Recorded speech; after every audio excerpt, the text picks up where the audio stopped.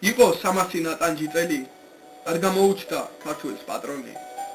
ქართველს ჩაგრავდა საქართველოში ვიღაც ურჯულო თურქი ბატონი. ჩვენში გამოჩნდა ვიღაც იუდა, ასე დაგვიპყრეს წაგვართვეს სკოლა. საქართველოში მეჩეთს აშენებს ვიღაცა ხოჯა და ვიღაც მოლა. იმ დროს ქართველებს გული მოგვიკლეს. ქართველი იყო ნატანჯი მთვრალი. არ დაგავიწყდეს ქრისტიანი ხარ, დედა მუხატა შვილს ჭაჯე ჯვარი. უხრის პირასის ქართველი დედა, მისი გულია წმენით გამსვარი. ქართველები ვარ, აქ მოდი შვილო, მინდა გასწავლო ჩვენი ამბანი.